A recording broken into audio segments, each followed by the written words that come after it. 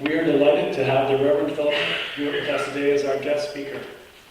Phillip is Minister Emeritus of the Unitarian Church of Vancouver, where he was senior minister for 35 years. For about the same length of time, he has maintained the tradition of coming to North Shore for the first Sunday of the year. Recently, he has been working on a new revised edition of his book, The Unitarian Way, which is now in the press and will be available soon from the same publisher as his book Racovia, which describes a little-known but remarkable chapter in early Unitarian history, and of which he has copies available today, I believe. I don't, as a matter of fact, I can take orders. Excellent, you can take orders. Thank you, Phillip.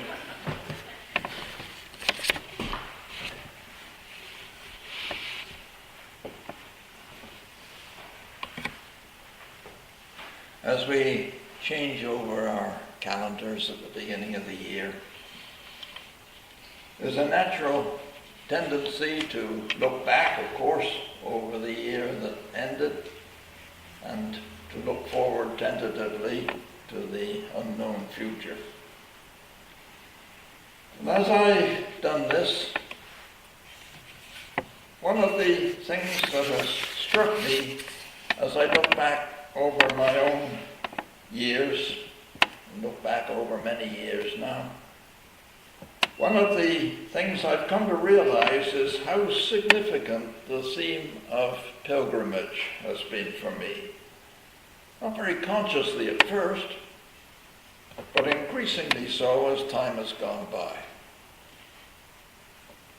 I've made my way to many places that I felt to have a special meaning, either because of their association with memorable persons or events, or through intangible qualities that have caused them to be generally felt to be holy.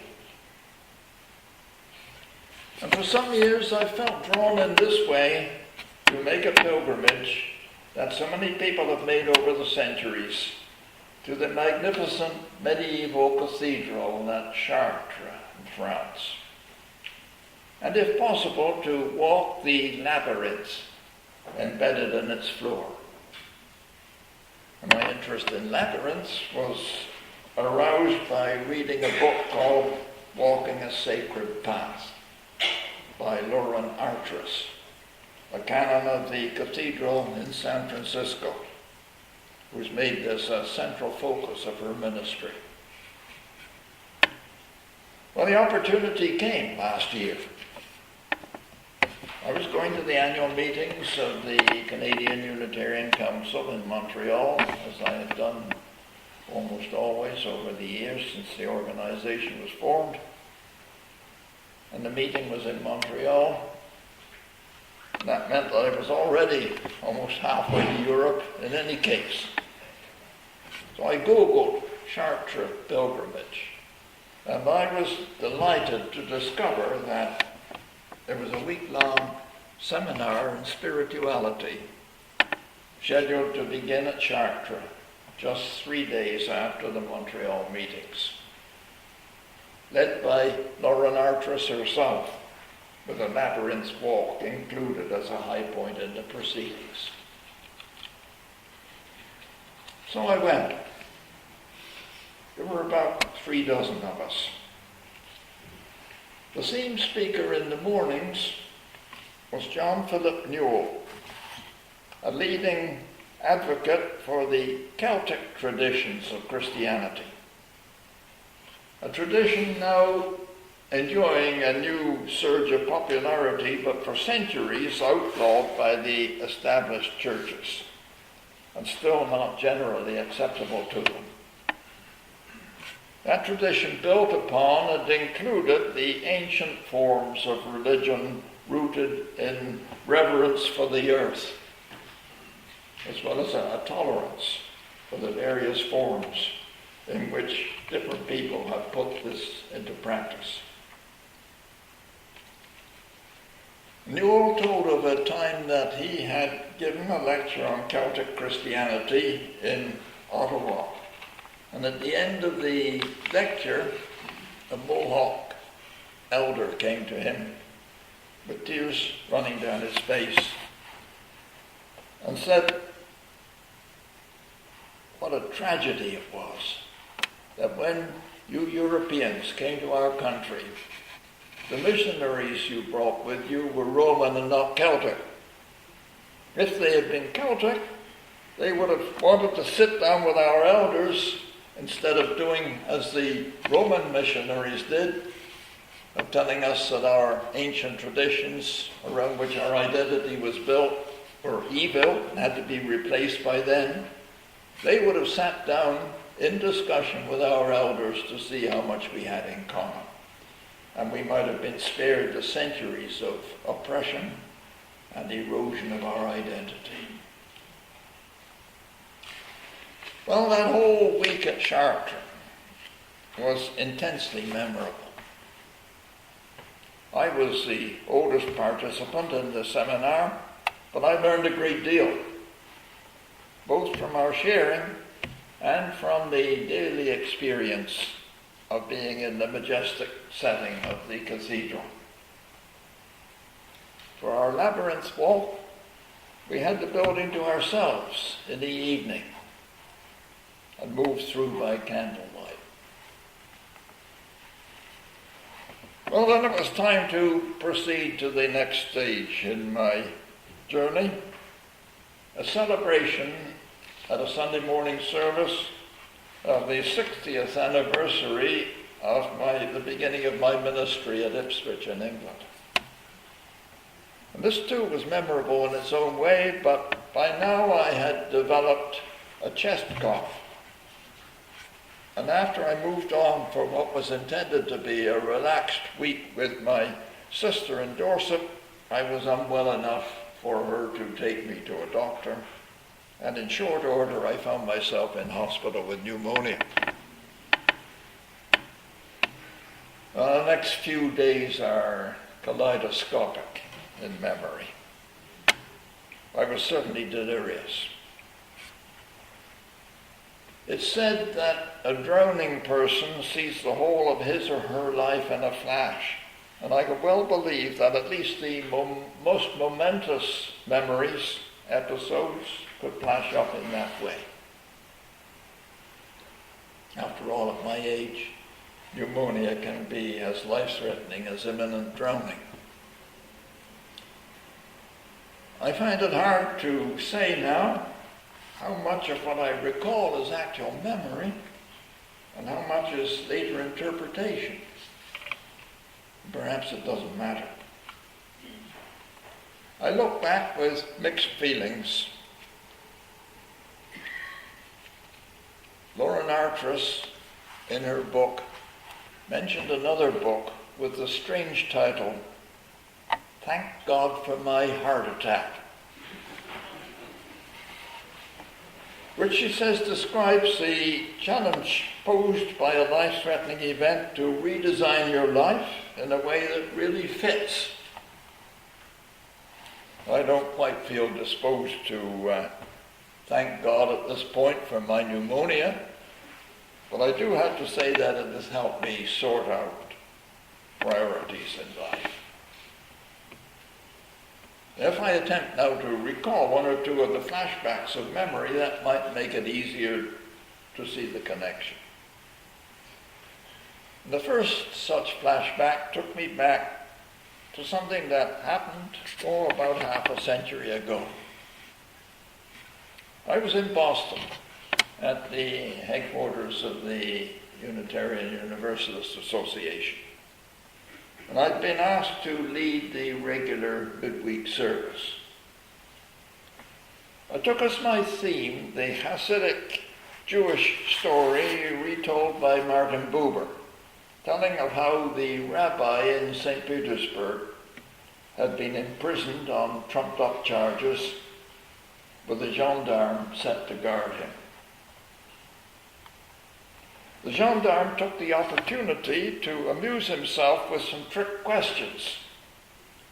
And he said to the rabbi, it's recorded in the Bible that after Adam had eaten the forbidden fruit and heard the Lord God approaching, he hid himself. And the Lord called out, Adam, where are you? Now we've been taught that the Lord knows everything. So he must have known perfectly well where Adam was without asking. The rabbi replied, Adam means man. Adam is every man, every woman. In every place and every time, God calls to each of us, where are you in your life? For instance, he may say, you have lived 46 years, and how far have you come? And when the gendarme heard his age mentioned, he pulled himself together, he laid his hand on the rabbi's shoulder, and he cried out, bravo! But his heart trembled. Now, I've seldom encountered such a response after a sermon as I received that day. Quite obviously, a lot of the hearers had identified with the gendarme. So for that matter had I. For after all, I had just passed the conventional halfway point in life. The second memory takes me back further, to a time when I was still training for the ministry and had been sent to a college in Birmingham for a 3-week course on religious education for children. I can't remember now what I learned about religious education, except that it must have been useful, for I wasn't bored. But what I do remember vividly and gratefully was the instructor's infectious enthusiasm for the poetry of Edwin Muir, with whose work I have to confess I was completely unfamiliar, despite his having been described by T.S. Eliot as, quote, one of the poets who have added glory to the English language. It was for the religious dimension of his poetry that the instructor commended him. I think that perhaps is conveyed also in the reading we shared together by Edwin Muir earlier in the service. Well, when he mentioned Muir in this way, I took the bait and was well and truly hooked. And I now have on my bookshelves not only Muir's collected poems and autobiography, but half a dozen books about him by literary critics. He was obsessed by the theme of our life journey. By our life journey, I mean not only the journey that each one of us makes between birth and death, but the journey of all life over the millennia. What is the meaning of it all? If indeed there is a meaning. In poem after poem, he skirts around that kind of question in a wide variety of different ways. One of his greatest poems, The Journey Back, begins with these lines. I take my journey back to seek my kindred, old founts dried up whose rivers run far on through you and me.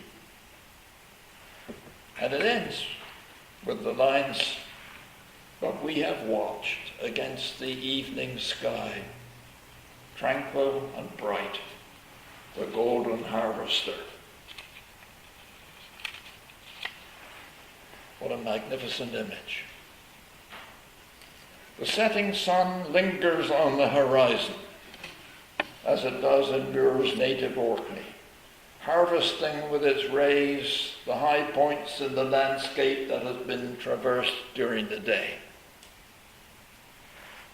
I suppose I relate to that more deeply because I've now reached a stage in life at which it's indisputably the evening sky that I contemplate, as I ask, what has been harvested?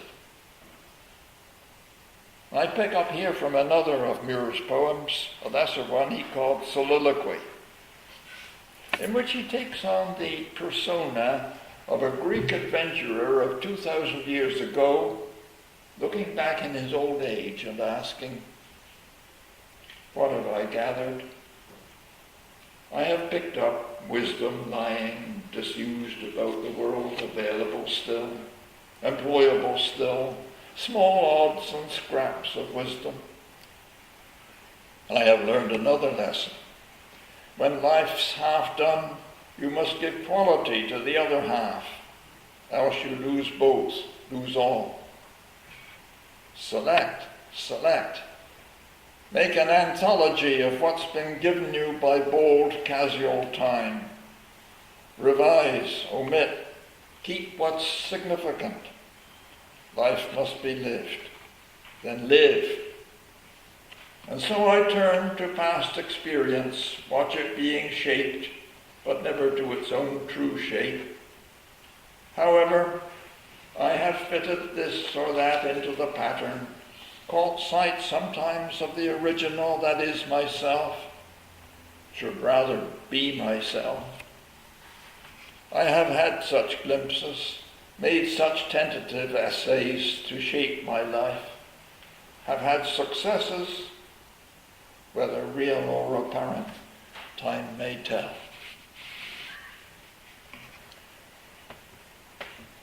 Now, implicit in such writing is a challenge. Can you and I make that attempt? What can I say that I've gathered as I look back over a fuller lifespan than Edwin Muir himself knew? Perhaps a few odds and scraps of wisdom, as he put it. But here another flashback suddenly emerges and demands that I ask just why it is that I have felt Muir's presentation of this theme so compelling. No doubt there have been factors that are deep in the subconscious. Muir was born in Orkney, that group of islands away to the north of Scotland, and spent the impressionable years of his childhood there in that remote environment. I had a similar experience.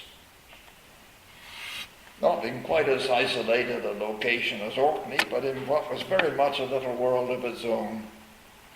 The rural Dorset setting in which Thomas Hardy, another poet to whose work I respond so strongly, also grew up. If I could add that Kathleen Raine, another of my favorite 20th century poets, also spent her formative years in an equally small and remote village, in the same way close to nature, with human life following the centuries-old patterns.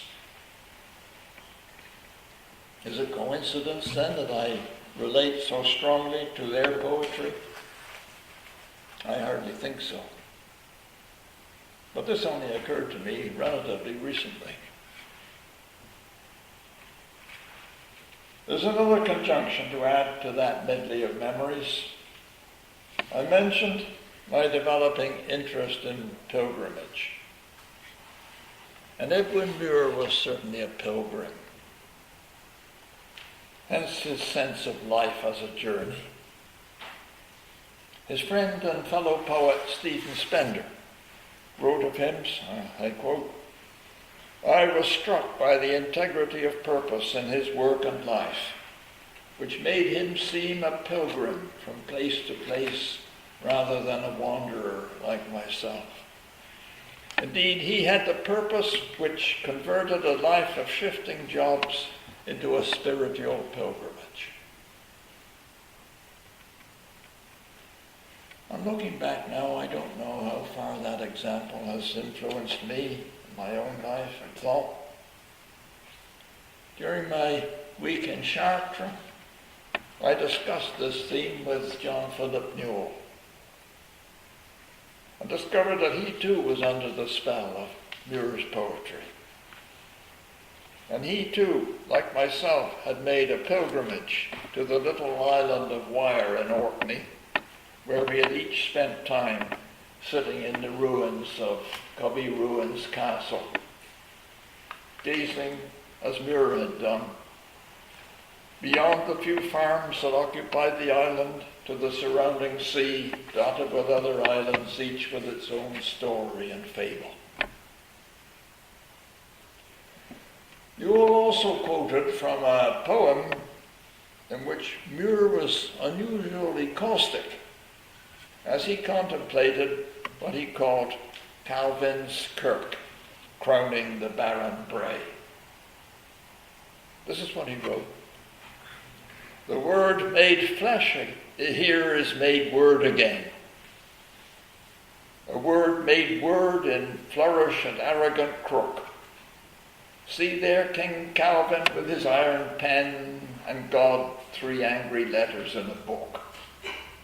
And there the logical hook on which the mystery is impaled and bent into an ideological instrument. I felt that way about Calvin too.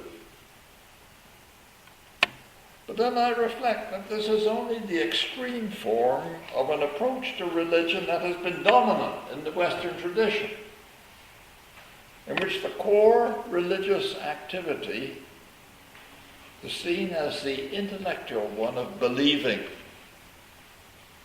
so that people with a religious commitment are commonly just called believers. The outcome of this process is a set of beliefs, whether formalized into a creed or simply a collection of doctrines and dogmas couched in abstract propositions and principles. The word made flesh, on the other hand, is well illustrated in the teaching of Jesus, full of stories and of people involved in real life situations. The central focus here was not on believing, but on being and becoming, aspiring and acting, on awe and wonder, and above all on relating in love and compassion. And all this stirred other memories, and a further flashback to my own teenage break with the church of my upbringing to become a Unitarian. This was not, in the first instance, motivated by intellectual problems over prescribed beliefs, but rather by feeling that I was not being spiritually nourished. But then, after I began to give more thought to the picture, I came to realize that I could no longer accept many of the beliefs that had been an essential part of that background. I was no longer a believer, but an unbeliever. But I was too immature at that point to see the whole picture. In just saying no where others were saying yes, I had not escaped from bondage to the word as an ideological instrument. I had simply followed the course that another poet had described in the words, we called the chessboard white, we called it black. In neither case would be using the chessboard for its proper purpose. Looking back now, I begin to see the pattern of how I had gradually groped my way, as Muir had done, out of this Western focus on beliefs of whatever kind. I can see it in the books I wrote. The first one, early in the process, I called An Unfettered Faith. And the fetters I had in mind were certainly ones of belief and dogma. And the second, 14 years later, I called On Being a Unitarian. And that word being was very deliberately chosen. We identify ourselves as human beings, not, despite Descartes, as human thinkers.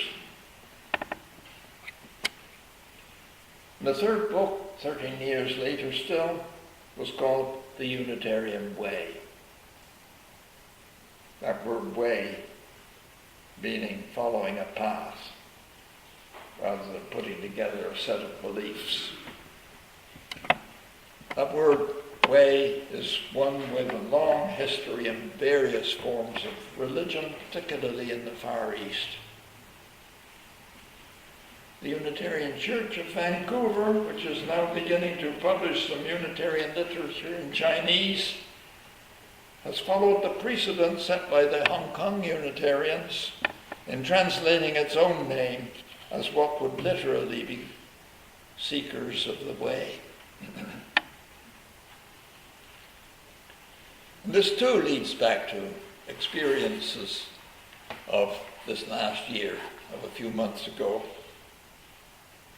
Following my spell in the hospital, I was convalescing for a couple of weeks at my sister's home.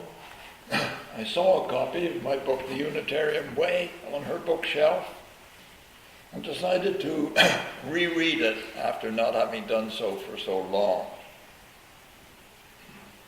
In the perspective of time, I found I was looking at it pretty objectively, as though almost it had been the work of someone else. And so I didn't feel embarrassed, as I thought, hey, this is still very relevant.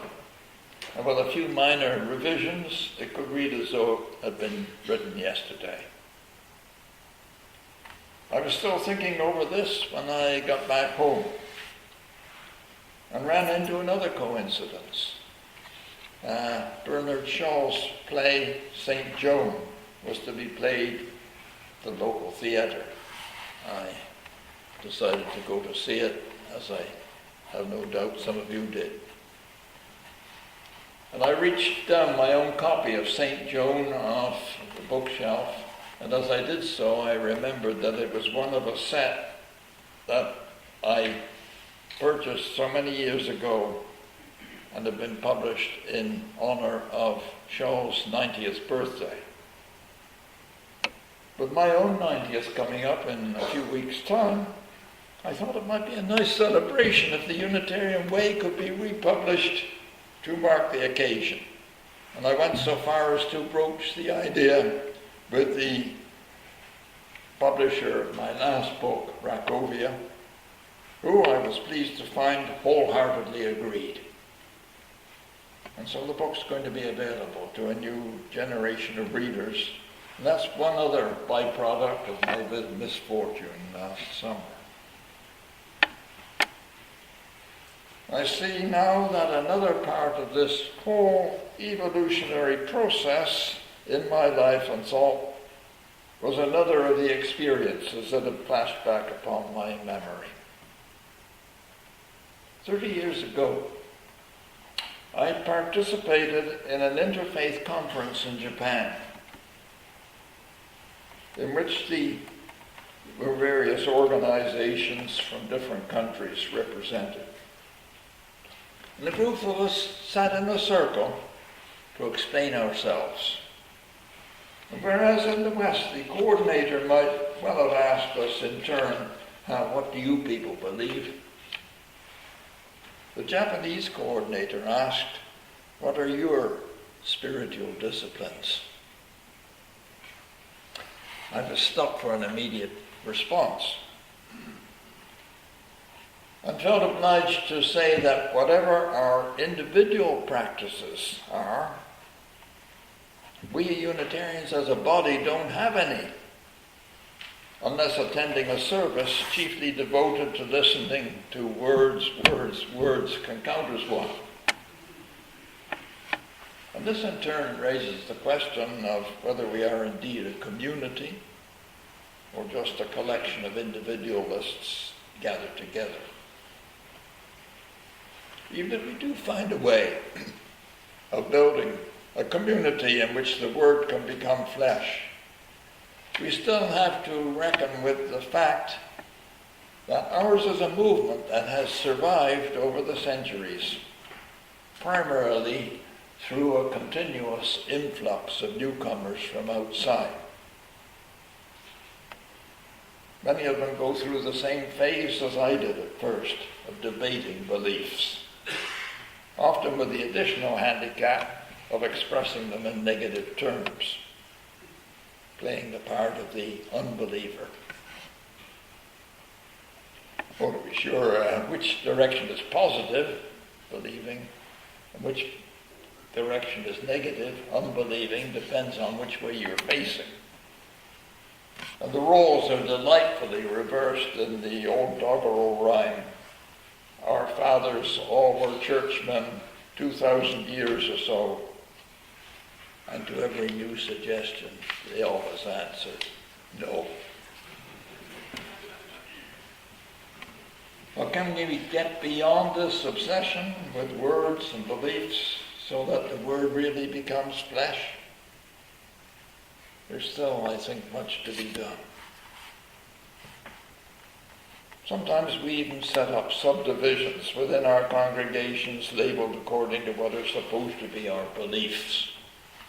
Theists, atheists, humanists, pantheists, and so on. And congratulate ourselves on being so inclusive. But at heart, I think we want to get beyond this. I'll end with another favorite quotation. This one from a document sent out by British Unitarians as long ago as 1821 in an attempt to establish links with kindred spirits in other countries. In describing what Unitarians aspire to become, they wrote, "They take love as their bond of union rather than faith.